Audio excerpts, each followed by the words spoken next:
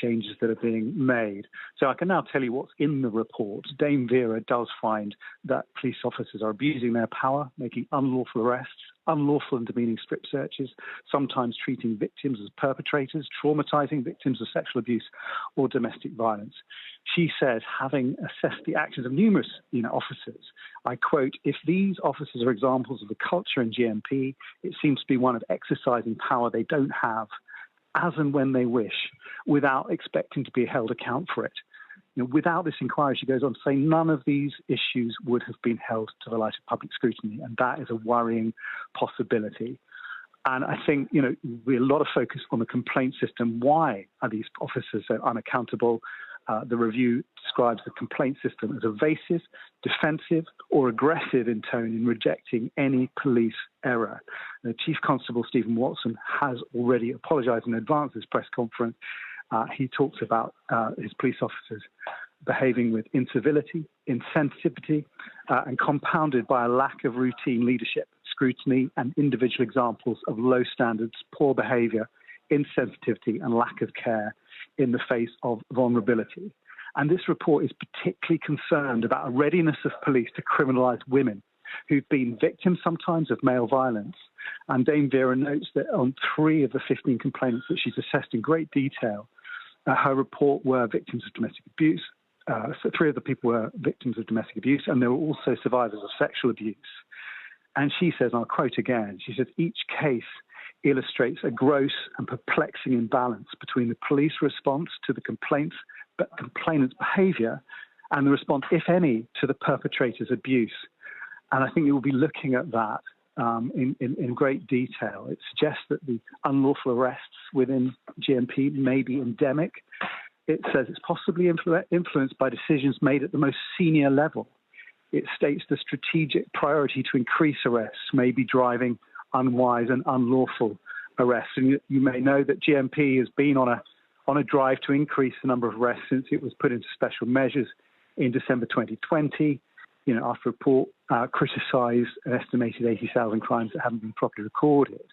And Chief Watson's back to basics approach has been hailed as kind of turning things around, but the Baird inquiry warns that it may have some pretty nasty side effects. She says it sometimes appears as if as soon as an officer has the first attempt that an offence has been committed, they immediately move to arrest.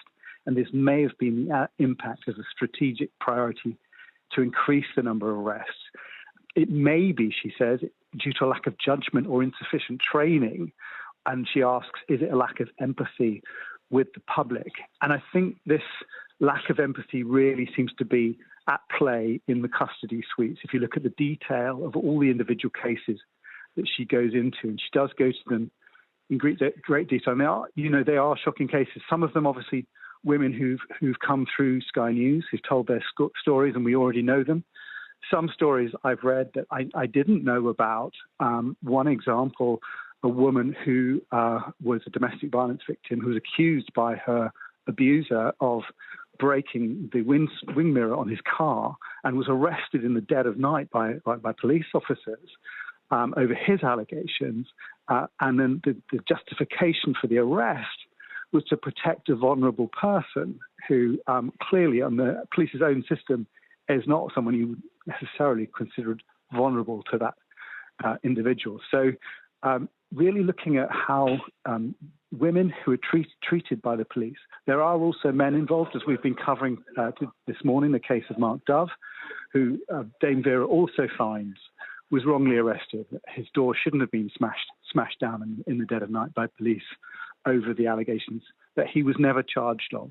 And I think that's another recurring theme in this, that people have been arrested, they've been strip searched, they've been treated in a certain way, and then there've been no charges. So they've been through this kind of traumatic experience, and then nothing has come about of it, and they actually haven't done anything. There's another example of a young woman called Danica, who we've featured before, and she had reported a sexual offence against someone else, and then she was arrested because, again, there was a counter-allegation from the person she made the allegation against, and then she was also strip-searched. And Dame Vera describes what happened to her as a pantomime having viewed the body-worn video, she said they were, I think we're just about to get yes, they're coming through now, so I'm going to stop talking and let you go to the press conference. Jason, thanks so much for that key summary of some of the standout points. We are waiting still for them to come into the room. So do just, well, here I think is Andy Burnham, of course, the Mayor of Manchester. Presumably that's Dame Vera Beard coming in behind him. And let's listen.